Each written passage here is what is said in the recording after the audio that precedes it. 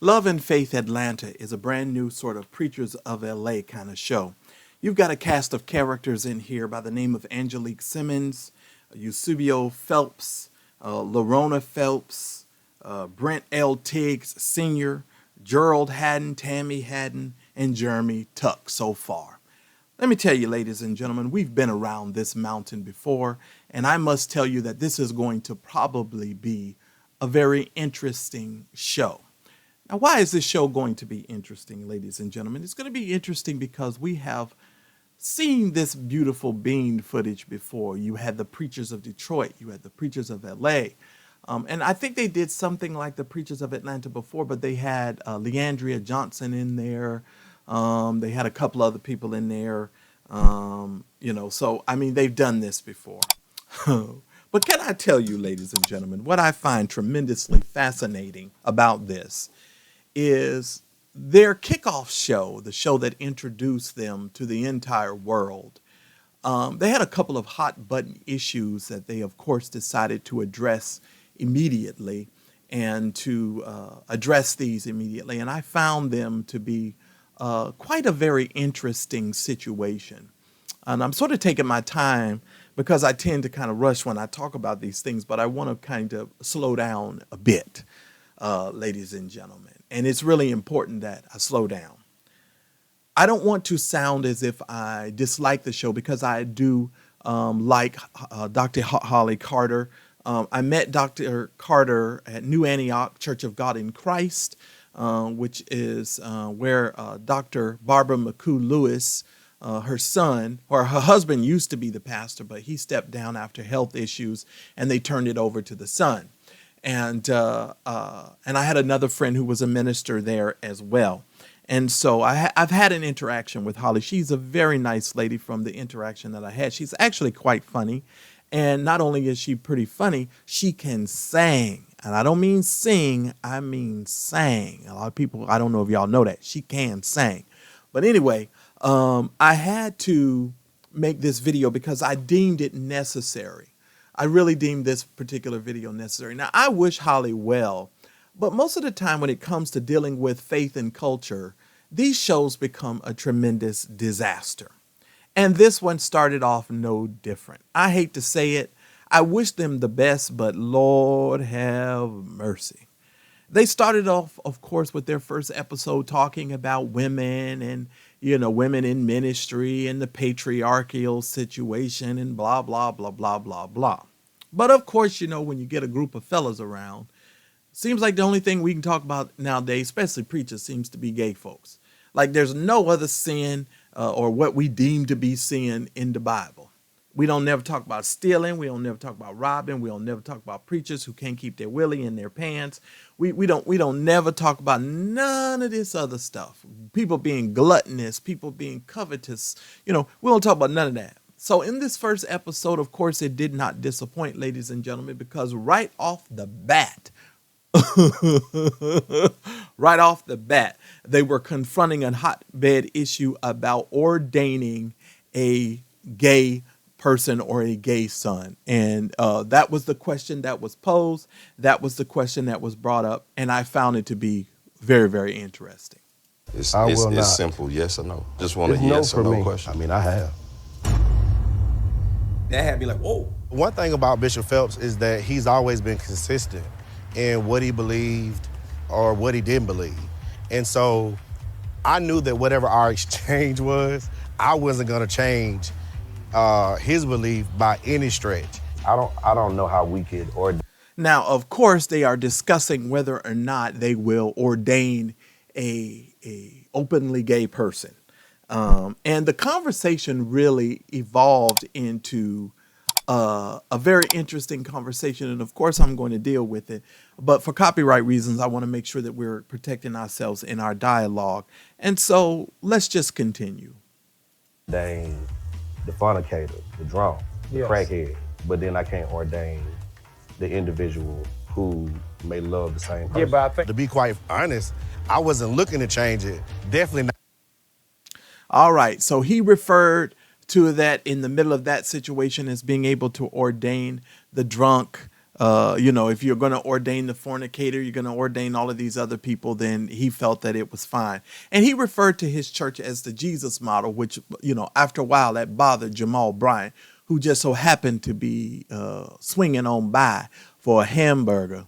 Okay, let's move on. But then the conversation devolved into blessing of the babies and so forth. And I want you to kind of listen at how they framed this conversation. I think it's the disconnect on the pulpit. I agree. I don't think the people are as much as concerned about are you LGBTQ plus or anything like that. I think it's our dogmatic. I guess my question is I don't know how we could ordain the fornicator, the drunk, the crackhead, but then I can't ordain the individual who may love the same person. Yeah, but I think you got to bless the baby in the office. Mm-hmm. But in white churches, they blessing motorcycles. And of course, Mr. Jamal Bryant is, of course, going to bring the conversation intellectually to another different area so that they can look at it from a broader perspective. And they were talking about whether or not you can Christian a baby and so forth. And you all remember Marvin Winans tried to pull this stuff when DeBrat and some of the other people had their babies blessed, and they went all up in arms about this foolishness. And I just have to tell you the truth. These conversations intellectually just devolve into a bunch of mess. I have to be honest with you, but let's continue. I almost flipped this table. They blessing dogs. They got dog blessing day. But we don't even think that the baby has that level of value. Yeah, right. You know what I mean? And so the No, whole... you don't. You don't believe it. Oh, yeah, I would baptize the baby. You wouldn't baptize no yes, baby. I would. in the pulpit. Yes, I would. Now, this is a pastor from the Church of God in Christ. And if I'm not mistaken, his name is Brent L. Tiggs Sr. He says that he'll go ahead on and bless a baby in the pulpit. Now, I want y'all to pay attention because Bishop Eusenio Phelps is going to pounce on him. Just hang on. In the pulpit, During regular service. Yes. Not on Thursday. And they not Yes, I married. would.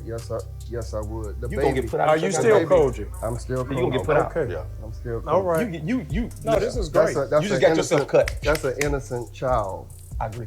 And we have to agree with the fact that that child is innocent. And that's why I don't understand why this whole question is even a question, because it's not about the parents, it's about the child. But okay, I guess it depends on how you look at it. And I would not take that child into a back room and baptize. I would baptize that child in public. Yeah. Let me get clarity. So you're saying that you would baptize the baby of a gay couple? Now, as you can hear, Bishop Phelps done leaned forward and said, he done asked the magic question. And the guilt trip that Eusenio Phelps tried to put on this brother I found to be kind of interesting too, but I'm going to get to Bishop Phelps in a minute. I would Choose your words wisely. Right, wise. the baby is innocent. The baby has no Yes or no, Bishop? Yes. Yes or no? There we go. He answered the question, yes, pretty much. So if that's the case, you might as well Turn ordain. your You might as turn well your card ordain in. them. Come on over to the right side. Come on. No. If that's the case, Come on over. If that's the case, because and this is what at the end of the day. Now, I want you to hear the level of stupidity that's about to roll off of this brother's lips.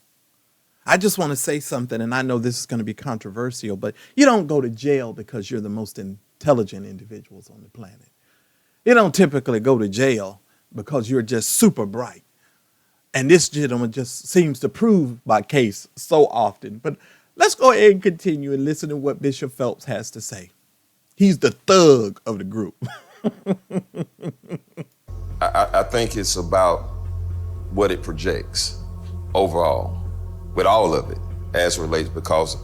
Well, my question is, what does it project when a preacher cheats on his wife? What does it project when a preacher steals and lies? What does it project when, preachers have illicit affairs and steal the money from the congregation? Does that not project things onto the congregation as well? And don't black people tend to forgive their preachers and pastors when y'all do all kinds of crap? What does that project? But we're talking about babies in the context and ordaining gay folks. Go ahead, Phelps. Go ahead. There's a message that's being spoken silently that says we condone it. And of course, Jamal Bryant spoke up to speak about that. But I want to show you the level of stupidity that comes from Bishop Phelps, because Bishop Phelps says some crazy stuff. Here we go.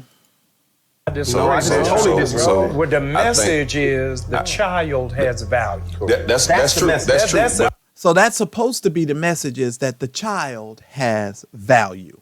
That's supposed to be the message. And Bishop Phelps leans up, oh, that's true, that's true.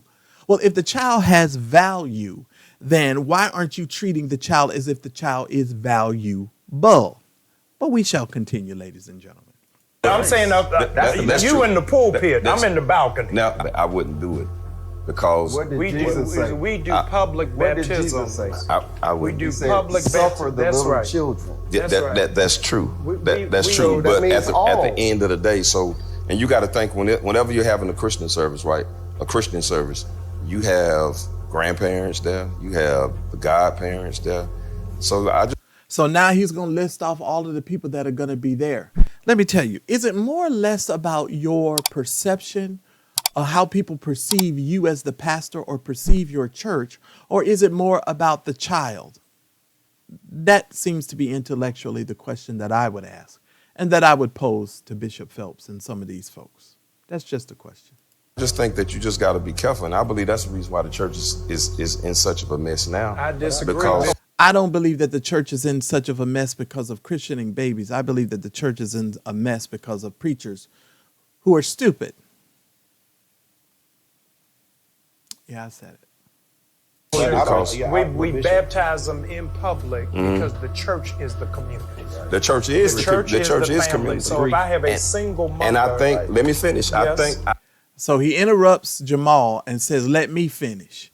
I'm going to tell you what, first of all, thus far, this Phelps fella, he's a little on the rude side. And we're going to see. We're going to see how this pans out. But he's